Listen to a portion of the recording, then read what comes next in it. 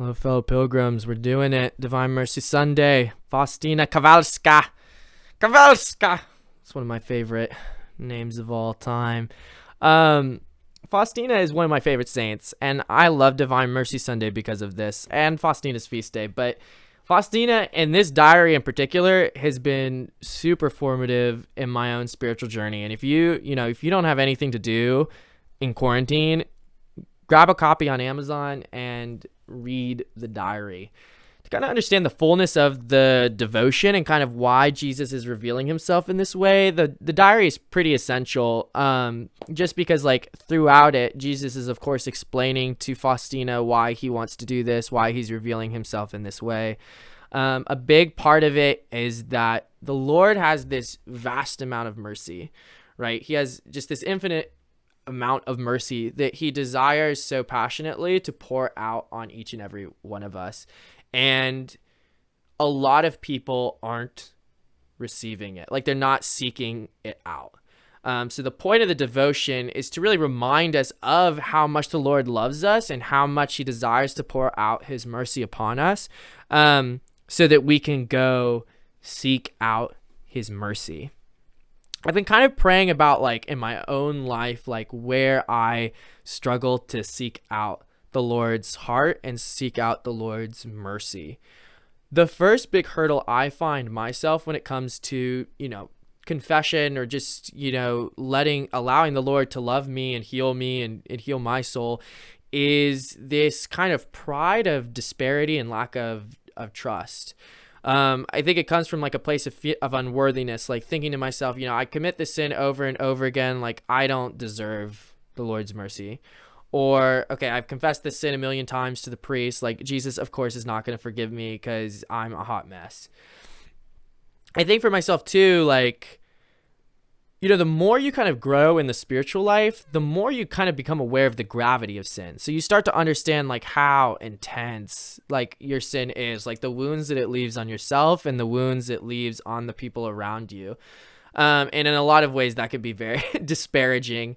Just like realizing like I'm a hot mess. And because of that, I think there's a disparity and feeling of unworthiness and undeservingness. Right? Like, I don't deserve to be forgiven because I am a lowly sinner.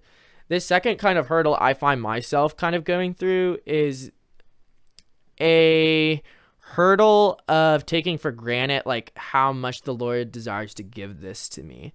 I know this hasn't really been the case during quarantine, but before all the churches were shut down, there would be weeks I'd be like, I should probably go to confession, but I'll just go next week because it was so readily available that it's one of those things where it's like I don't need it.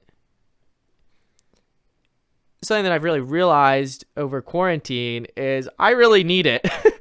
Now that it's gone, I'm in my mountain house and there aren't really any churches nearby, so yeah, I am having a hard time like just calling up a priest and be like, here's my confession. Because I'm so far away from society. And this is kind of I don't know, it's like a pride like a pride of not feeling as though I need it. It's not that big of a deal. The devil uses both of these kind of hurdles to lead souls away from the Lord's mercy, right? It's this deception. It is a lie, like the lie that you are unworthy to receive the Lord's forgiveness is a lie. Think of the prodigal son who is literally eating the food of the swine. Like, he's terrible. And yet when he has that humility that even though he's terrible, to return home to his father and seek help from his father, like his father forgives him and loves him. Never feel as though you are undeserving of the Lord's love or undeserving of the Lord's mercy. He says over and over and over again, like, my heart aches. I desire to heal the wounds. I desire to cleanse the soul. Like, I just want the souls to come to me so that I can forgive them. I can pour out the healing power of my mercy upon them. Second is this pride of feeling as though I don't need it, right? And this one is hard. This is something I've been praying about a lot, just like, because because, I'm like kind of like in a place where I'm like, I pray every day. It's great. It's good. I have an intimate relationship with the Lord.